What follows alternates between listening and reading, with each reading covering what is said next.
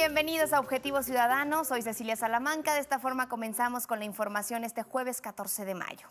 Siguen defendiendo en Palacio Nacional a Rubén Rocha Moya.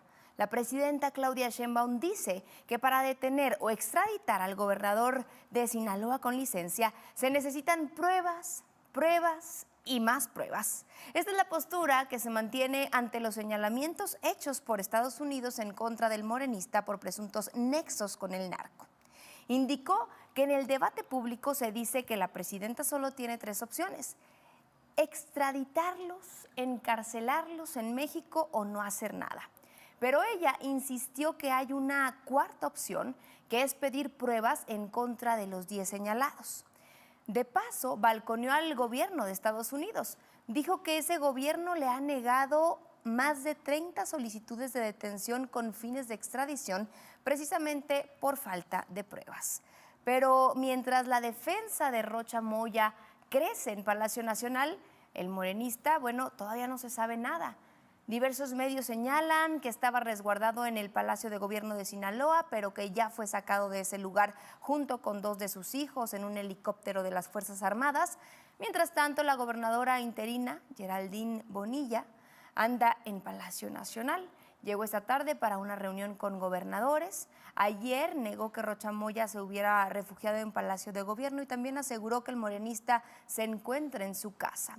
El que ya volvió a dar señales de vida fue el senador Enrique Insunza, pero lo hizo a través de redes sociales. Publicó una foto del libro que está leyendo, El arte de la prudencia, por lo que se intuye que aún sigue en Badiraguato. Pero vamos a escuchar qué es lo que dijo la presidenta.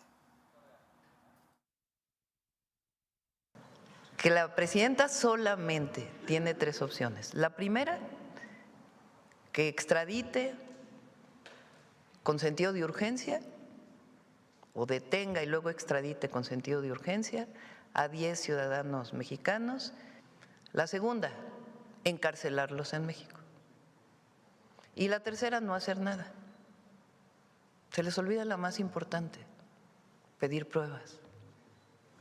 Hay 38 casos donde Estados Unidos ha negado la petición al gobierno de México para detener con urgencia a una persona con fines de extradición. Estados Unidos ha negado. ¿Por qué? Por falta de pruebas. ¿Qué estamos pidiendo nosotros? Oye, ¿tienes pruebas contra el gobernador con licencia? Preséntalas para que la Fiscalía pueda hacer su investigación. La Fiscalía General de la República deslindó a Rubén Rocha Moya del homicidio de Héctor Melesio Cuen, ex rector de la Universidad Autónoma de Sinaloa, ocurrido el 25 de julio del 2024. Fue a través de un comunicado en el que destaca que las líneas de investigación sobre este asesinato no guardan ninguna relación con la acusación presentada ante la Corte de Nueva York en contra de 10 ciudadanos mexicanos. O sea, que no hay nada que relacione al gobernador con licencia de Sinaloa con la indagatoria. La Fiscalía también dejó en claro que la investigación por el homicidio de Cuen sigue activa y que nunca fue archivada ni suspendida. ¿Qué violó la ley al permitir la participación de agentes de la CIA en el desmantelamiento de un narcolaboratorio en Chihuahua? Ha pasado casi un mes de ese operativo y nadie parece tener la respuesta. Ahora la Fiscalía General de la República abrió una nueva línea de investigación contra la Fiscalía Estatal. En primer lugar, la señaló por planear y ejecutar el operativo del 17 y 18 de abril y comunicarlo a la Fiscalía General de la República, que incluso hasta que terminó. Además, cuando llegaron los elementos ministeriales federales y los peritos de la Agencia de Investigación Criminal, no recibieron cadena de custodia de parte de las autoridades locales, ni el área abierta, ni los indicios, ni las sustancias localizadas, lo que consideran que es una irregularidad. También precisó que la nueva carpeta de investigación contra las autoridades locales es por presuntamente invadir la competencia federal. Joaquín El Chapo Guzmán no quita el dedo del renglón, insiste en volver a México, por lo que nuevamente pide su extradición. Fue a través de una nueva carta enviada a la Corte Federal en Brooklyn, donde el narcotraficante acusó al gobierno de México de ser el responsable de los crímenes por los cuales él fue acusado y señala que él no le ha hecho daño a su gente. También resaltó que en Estados Unidos no se ha mostrado evidencia de que haya cometido algún delito contra el pueblo de esa nación. Desde la prisión de máxima seguridad de Florence, en Colorado, donde cumple una cadena perpetua, insistió en que hubo inconsistencias en su juicio. Esta es la 7ª carta que envía el Chapo. En la 6ª de ellas señalaba que era una persona inocente, conocido por ser un hombre de familia y no un criminal, por lo que dice merecía enfrentar un nuevo juicio y ser extraditado. En las 5 anteriores, fechadas en abril, también cuestiona su juicio y lo califica como injusto. Lo que hace también es solicitar un trato igualitario ante las autoridades estadounidenses y acusa que no se presentaron las pruebas suficientes para justificar su condena. Hace unos días, el juez Brian Cogan respondió a las peticiones de Guzmán Loera y consideró que carecían de sentido y de fundamento legal, por lo que negó todos los requerimientos. No habrá fuerza divina que salve a Nazón Joaquín García, el líder de la Iglesia de la Luz del Mundo, de ir a juicio en Estados Unidos. A finales de abril, la defensa de Nazón denunció un presunto trato discriminatorio e ilegal hacia su cliente al criticar que se califique como abusos sexuales a una práctica basada en creencias religiosas. Hágame el favor, ahora resulta que no es delito, que era parte de su fe. Pero la fe no absuelve el delito, ¿o sí? Ante esto, el fiscal del Distrito Sur de Nueva York, Jake Layton, respondió con un duro escrito en el que describe el amplio abanico de conductas delictivas de este hombre. De entrada, advirtió que los casos de abuso sexual por los cuales se declaró culpable en California son apenas la punta del iceberg de su gran empresa criminal. Pero también destaca que no lo hizo solo, sino que fue ayudado por su madre, Eva García, y también por su sobrino, Joram Núñez.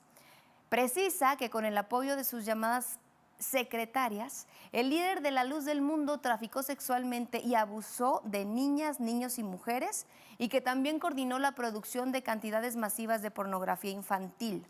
El fiscal destacó que la esfera criminal de Nazón no se quedó en el terreno sexual, sino que se extendió hacia un plano financiero. Supervisó fraudes bancarios, contrabando de efectivo a gran escala y también esquemas de trabajo forzado para enriquecerse él y su familia. Cuando las víctimas alzaban la voz para denunciar, eran silenciadas con violencia y también con amenazas. ¿Qué ha pasado con este caso en México? Prácticamente nada. Hace un par de semanas, un juez federal de Jalisco revirtió el carpetazo que la Fiscalía General de la República le había dado a esto. Aquí se le acusa de presuntos delitos de abuso sexual, también de lavado de dinero, pero bueno, todo sigue estancado. A casi un año del asesinato de 2 colaboradores cercanos de la jefa de gobierno de la Ciudad de México, Clara Brugada, bueno, este caso sigue sin esclarecerse. Se trata de Jimena Guzmán y también de José Muñoz Fuerón, que fueron asesinados la mañana del 20 de mayo del 2025 sobre Calzada de Tlalpan. Pablo Vázquez, secretario de Seguridad Ciudadana, informó que hay 18 personas detenidas por este crimen, de las cuales al menos 6 son autores materiales. Dijo que el caso se atribuye a un grupo delictivo con operaciones de la Ciudad de México y del Estado de México, vinculado al narcomenudeo, aunque no dijo cuál. Berta Alcalde, la fiscal de la Ciudad de México, descartó la hipótesis de que existiera una red interna dentro del gobierno local que ayudó con la información para este homicidio. De hecho, no cuentan aún con el móvil del homicidio, sin embargo, aseguran que va a haber justicia. Vamos a escuchar cómo lo dijeron. Falta por esclarecer, falta por seguir haciendo justicia, aún tenemos un camino por recorrer.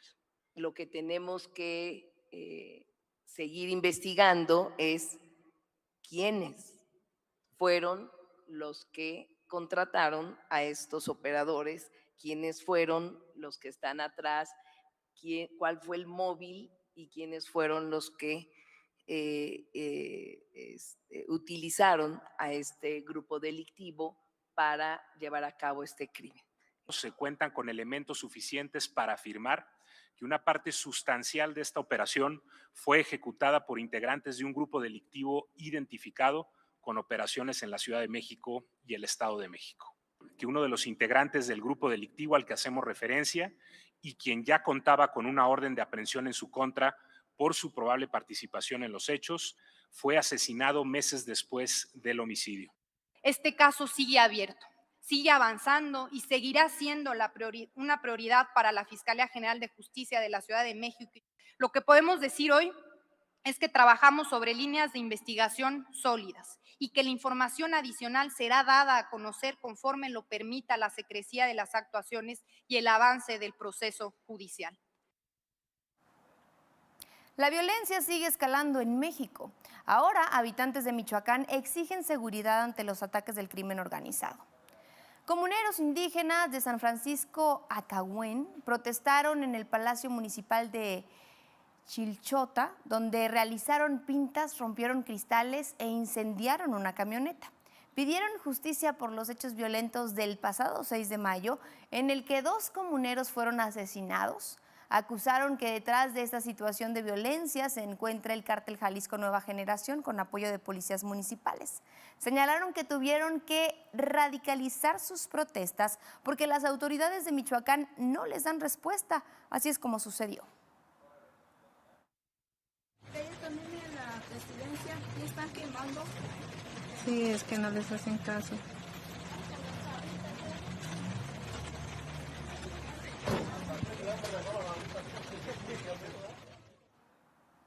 Las familias desplazadas por la violencia en Chilapa, Guerrero, comenzaron a regresar a sus comunidades.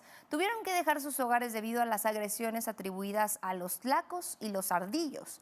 Tras días de bloqueos carreteros, ataques armados contra civiles y personas que estaban suplicando por ayuda, la secretaria de Gobernación, Rosicela Rodríguez, visitó la zona afectada para supervisar las acciones de apoyo implementadas por las autoridades federales y estatales. También defendió el diálogo y la presencia responsable del Estado como vías para acompañar a las comunidades y también garantizarles condiciones de paz y seguridad. Lamentablemente, se tardaron bastante en brindar este acompañamiento. Golpe al crimen en el jefe de sicarios de Los Mezcales, uno de los grupos más violentos en esa región, ya quien relacionan con diversos delitos de alto impacto. Tras corroborar su identidad, las autoridades le notificaron sobre el mandato judicial existente en su contra por el delito de homicidio, por lo que fue puesto a disposición de la Fiscalía General del Estado. Los Mezcales también son conocidos como el Cártel Independiente de Colima, que es un grupo violento que opera principalmente en la capital de ese estado. Roban la nómina del DIF en Oaxaca. La Fiscalía del Estado informó la detención de un presunto empleado de Banamex que es señalado como operador principal de una red delictiva dedicada al robo de cuentavientes. Entre ellos, un trabajador del DIF estatal a quien despojaron de 3.600.000 pesos. Además del empleado, autoridades detuvieron a 5 personas más, entre ellas un menor de edad, vinculadas con el millonario robo ocurrido el pasado 29 de abril. Las diligencias permitieron establecer que los integrantes de la célula delictiva arribaron a Oaxaca un día antes de cometer el hurto y se hospedaron en un hotel del centro histórico donde coordinaron la logística de este ataque, todo gracias al empleado del banco que operaba desde la Ciudad de México y desde donde presuntamente obtenía y facilitaba la información estratégica para la comisión de los delitos. Por no recibirle las tareas atrasadas, un maestro fue apuñalado por un alumno. Esto ocurre en Huamanguillo, Tabasco. Estos hechos suceden en la secundaria técnica número 37 Benito Juárez García, cuando los servicios de emergencia fueron alertados por una persona lesionada al interior de este plantel. Según testigos, el profesor realizaba su labor como todos los días cuando comenzó una discusión con un alumno quien insistía en que le revisara las tareas atrasadas. Al negarse a aceptar la actividad fuera de tiempo, provocó la molestia de este menor de edad, quien lo atacó con un arma blanca. La SEP en Tabasco informó que el docente se encuentra fuera de peligro, mientras que el estudiante, todavía no se dan a conocer detalles sobre esta situación. Pánico en el metro Tasqueña. Elementos de la Secretaría de Seguridad Ciudadana detuvieron a un sujeto en el paradero de ese servicio de transporte que encontraba amenazando a los usuarios con un cuchillo. Sí, Usuarios y transeúntes alertaron precisamente a los uniformados sobre la presencia de este hombre y de inmediato lo sometieron y lo esposaron. Vea de lo que le hablo. Un cuchillo no nos dejaba pasar. Y ahorita agredió a los policías. Dije, yo traigo a mi hija embarazada. Nos espantó ahí en las escaleras. Sí, no nos dejaba pasar con el cuchillo. Sí.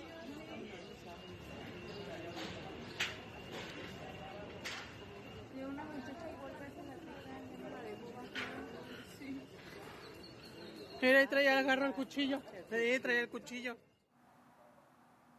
Pese a haber sido declarado culpable y sentenciado a 12 años y 8 meses de prisión por los delitos de tentativa de feminicidio y violencia familiar contra su expareja y actual luchadora de la WWE, Stephanie Baker, Rogelio Reyes, mejor conocido como el luchador cuatrero, cumplirá su sentencia en libertad y va a poder ejercer su profesión. Un juez de la Ciudad de México resolvió que el integrante de la dinastía Dinamita va a continuar su proceso en libertad supervisada mientras se resuelven los recursos legales interpuestos por su defensa.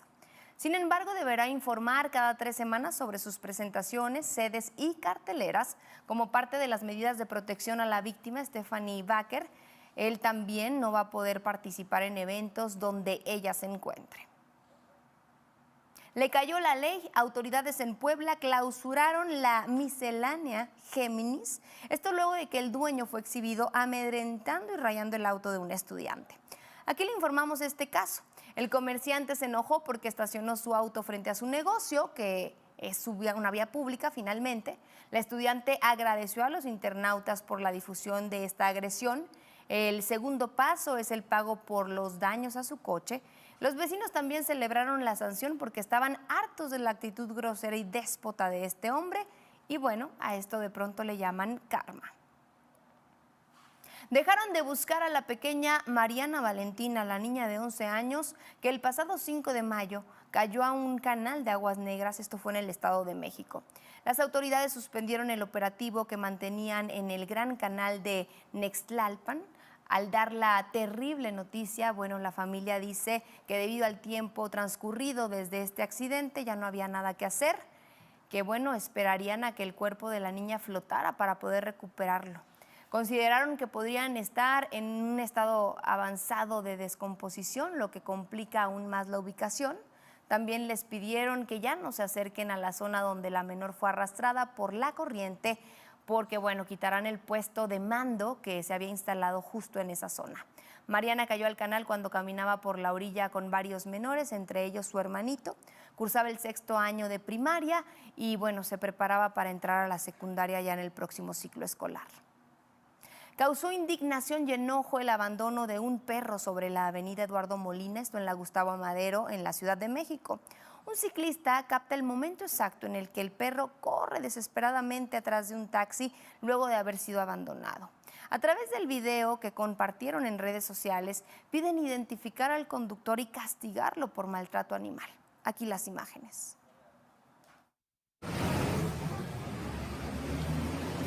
Oigan, su perro. ¡Su perro!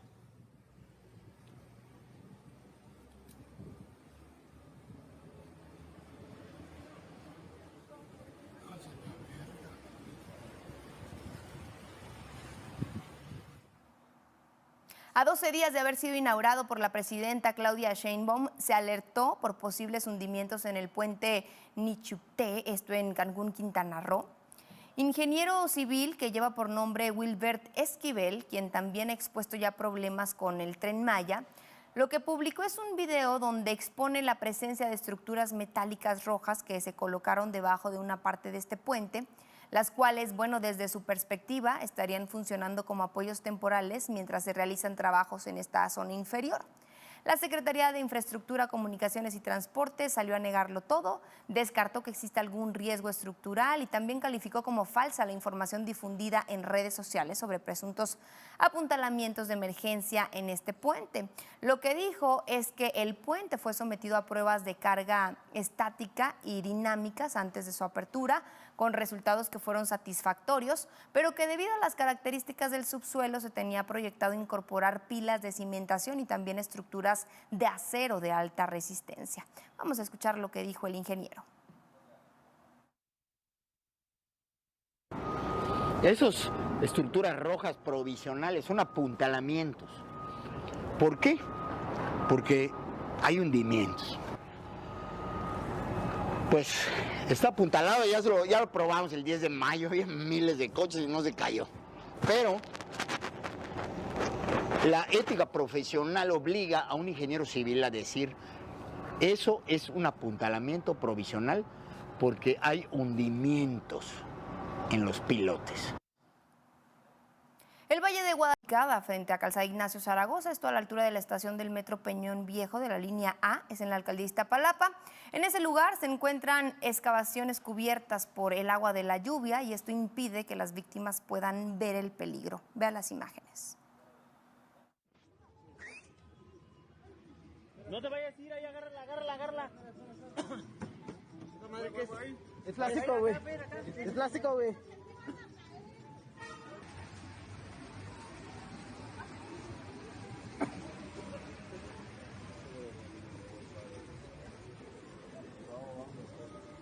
Ya van 12. Sí, por el agua, ¿no? A ver.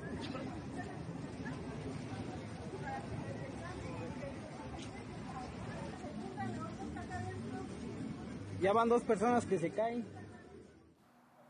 Vamos precisamente a la calzada Ignacio Zaragoza, donde cayeron estas mujeres que ya ve usted en pantalla. Carlos Tejeda, ¿tienes más información respecto a estas obras? ¿Qué es lo que está ocurriendo? Buenas tardes.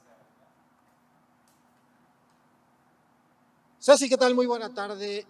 En efecto, el día de ayer una mujer estuvo a punto de ahogarse en esta zona que nos está mostrando mi compañero Daniel Ramírez. Y es que, déjame te cuento, mi querida Ceci, que justamente ayer por la tarde, una mujer descendió de las unidades de transporte público sobre los carriles centrales. Ella quiso cruzar precisamente de esa zona hacia los carriles laterales y poder continuar su camino. Intentó hacerlo por esta zona de obras que el día de ayer, mi querida Ceci, estaba totalmente cubierta por agua. La mujer pues pensó que había piso firme, da el paso y de pronto se va al agua. Fue gracias a que en ese momento se encontraba otra mujer cerca y a que un hombre que trabaja en un comercio de esta zona de Peñón Viejo estaba observando la situación, que bueno, pues los dos intervinieron y lograron rescatarla con vida y evitar que se ahogara, porque nada más, déjame te digo, mi querida Ceci, esta zona en donde se está construyendo drenaje para ayudar a canalizar toda el agua de lluvia que históricamente ha inundado esta zona de Iztapalapa y que sea canalizada, bueno, pues tiene una profundidad de aproximadamente 3 metros. El día de ayer nos encontramos a un costado de la estación de la línea A del metro, es la línea férrea, conocida esta estación como Peñón Viejo, aquí en Iztapalapa, en la Ciudad de México. Por lo pronto, la información que te tenemos. Gracias, Carlos. La información ahí está, es lo que sucede en las calles de la capital y la lluvia apenas comienza. Buenas tardes. Nuevo encontronazo entre México y España. La presidenta de la Comunidad de Madrid, la conservadora Isabel Díaz Ayuso, arremetió contra nuestro país al señalar que México no existió hasta que llegaron los españoles. En una intervención en el Pleno de la Asamblea Regional de Madrid, contestó a las críticas de la oposición sobre su viaje a México, acusó a la izquierda de ambos países de estar retorciendo la historia de España en México, incluso pidió que se cuestione cuál es el pasado de nuestro país antes del mestizaje. Y que bueno, se le pregunte también a la presidenta Claudia Sheinbaum qué es lo que hay en la calle de Guatemala, en la capital del país. Esto en una clara alusión al muro de cráneos que se encontró debajo de ese lugar y que pertenece a la época prehispánica. La presidenta Claudia Sheinbaum ironizó sobre las críticas de Ayuso al gobierno mexicano, dijo que critica y odia tanto a nuestro país que hasta se viene aquí a vacacionar. Incluso la invitó a venir más seguido para ver si aprende algo de nuestra cultura. Vamos a escuchar. México no existió hasta que llegaron los españoles. Pregúntenle cuál es el pasado de México antes de que nos uniéramos en mestizaje. Pregúntenle a Sheinbaum qué hay debajo y por qué no lo abre al público. Porque a lo mejor habrá que empezar a pedir disculpas por tanta mentira y por tanto agravio para vivir de la pobreza, que es lo que hace siempre el comunismo. Siempre están trabajando en contra de las democracias liberales y retorciendo la historia de España. Le ha ido bastante mal allá en España, ¿eh? No le ha ido muy bien, que digamos. Y no pudo explicar sus 3 días de vacaciones tampoco aquí. O sea, tanto que odia a México, al gobierno de México, y se pasa unos días de vacaciones. Que venga más, que se pase más tiempo de vacaciones aquí. Somos un país extraordinario. Que conozca más de la cultura mexicana. Que pase más tiempo de vacaciones en México. Yo creo que aprendería mucho. Se quiso ver muy culta, pero no le salió. Desde la tribuna, la senadora Cimey Olvera presumió que en Morena sí saben las frases de Benito Juárez, pero ¿qué cree? Lo citó mal. En el Pleno se debatía sobre la situación política actual, por lo que la legisladora se aventó varias frases para poder defender la soberanía nacional. El problema llegó cuando quiso citar las emblemáticas palabras de Benito Juárez. Entre los individuos como entre las naciones, el respeto al derecho ajeno es la paz. A ella se le invirtieron un par de palabras, vamos a escuchar cómo es que lo dijo. ¿Qué dice? ¿Qué dice? La patria es primero. La patria es primero ante cualquier color incluso. Y más allá, esta frase de Vicente Guerrero que todos los días vemos, la patria es primero. Y la de nuestro gran presidente oaxaqueño indígena, Benito Juárez. ¿Qué dice? Compañeras y compañeros, nosotros sí nos la sabemos. Ellos, yo creo que la necesitan leer. Entre los individuos como entre las naciones, el derecho al respeto ajeno es la paz. Entre los individuos como entre las naciones, el derecho al respeto ajeno es la paz.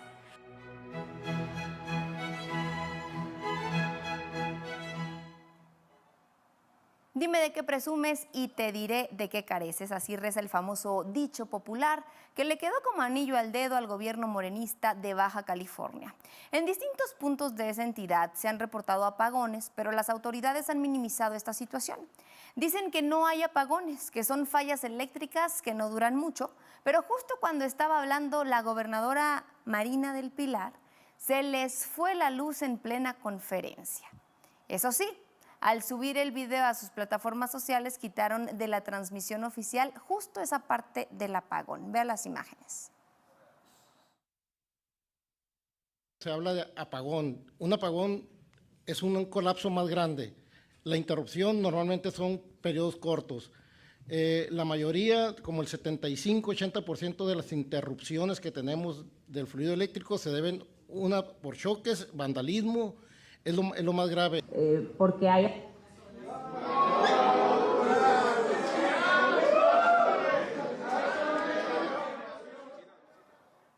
El alcalde de Chignahuapan, Puebla, no la libró, le va a salir cara la frivolidad.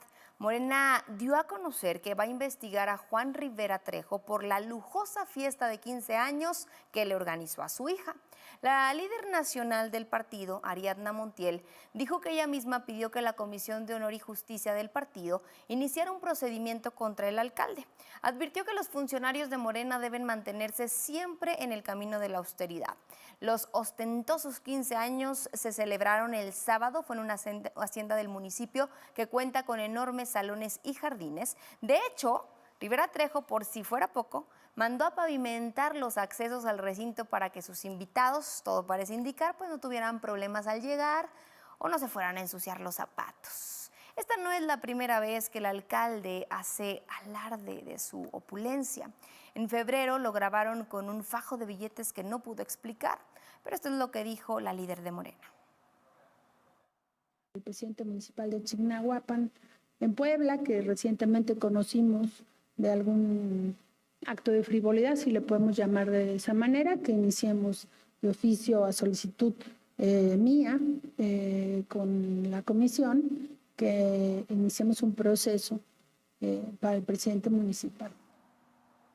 El fenómeno asiático, el anglosajón y lo latino se fusionarán en la final del Mundial 2026. La FIFA confirmó a la banda surcoreana BTS, también la cantante Shakira y la reina del pop Madonna, esto para el primer show de medio tiempo el domingo 19 de julio en Nueva York. Será la primera vez que la FIFA organiza un show del medio tiempo, un concepto similar al que se realiza en el Super Bowl. El espectáculo será organizado por Chris Martin, vocalista y productor de la banda Coldplay y productor por Global Citizen. Una vez más, el ingenio mexicano supera la inteligencia artificial. A semanas de que inicie el Mundial, hay un video grabado durante el partido entre Cruz Azul y Guadalajara que desata una ola de críticas a través de las redes sociales por las condiciones del Estadio Ciudad de México. Un aficionado exhibe un improvisado letrero de cartón que está colocado afuera de uno de los baños de este inmueble. Así la remodelación al vapor del Coloso de Santa Úrsula. Juzgue usted en las siguientes imágenes. Estamos listos para el Mundial, señores, listos para el Mundial.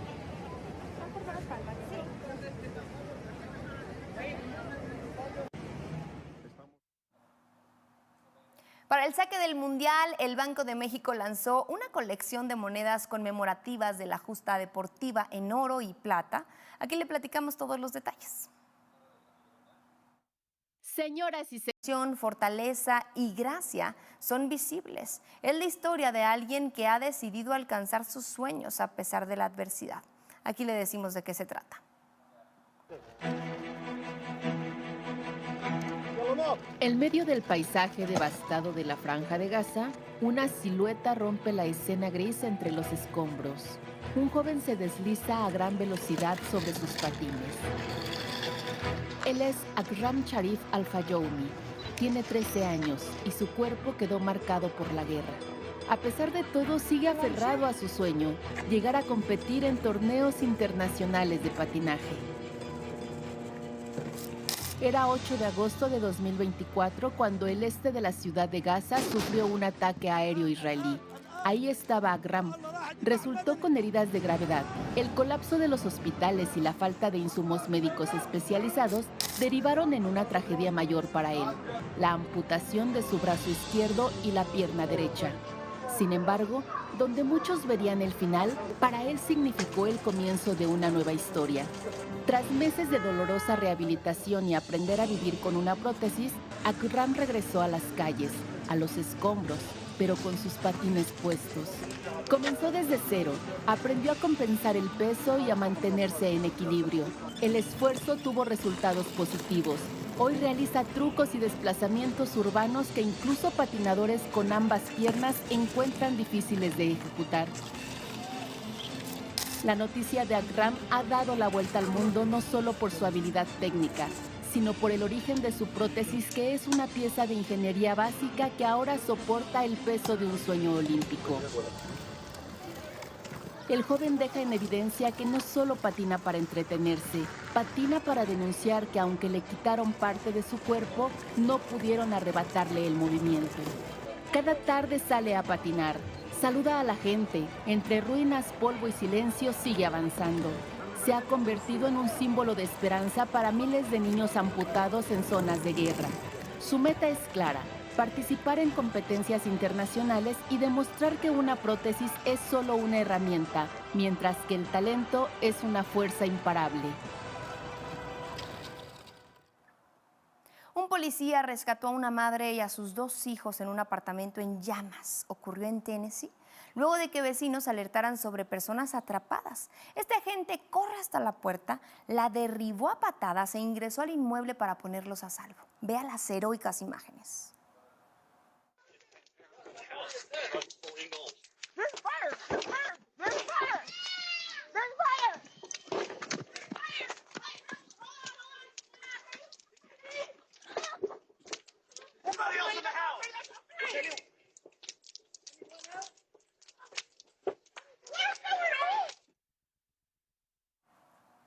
La escritora estadounidense Cory Richins, quien ganó notoriedad tras publicar un libro infantil sobre el duelo luego de haber envenenado a su esposo y decir que murió inesperadamente.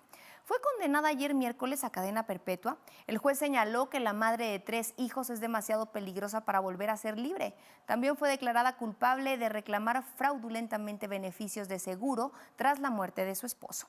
La culpable imaginó que heredaría el patrimonio valorado en más de $4 millones tras su fallecimiento. La policía en la República Checa investiga el robo de un cráneo que pertenece a una santa de la Edad Media y que fue canonizada por el mismo Papa Juan Pablo II. La reliquia, de valor incalculable por su antigüedad y significado espiritual, desapareció de una iglesia al norte de ese país. Las cámaras de seguridad registraron imágenes borrosas del sospechoso vestido de negro y con zapatillas claras mientras corría entre los bancos del templo. El cráneo, guardado en una caja dorada desde 1908, se exhibía en el altar de la primera capilla lateral del templo religioso y era objeto de veneración por parte de peregrinos y fieles de todo el país. La policía de Francia advirtió a los automovilistas de la presencia de ciervos borrachos, llamados así por el comportamiento que adoptan tras ingerir excesivas cantidades de frutas fermentadas. Los avistamientos de estos ejemplares de actitud errática suceden por lo general durante la primavera y su irrupción en las carreteras, puede causar problemas a los conductores. Vea las imágenes.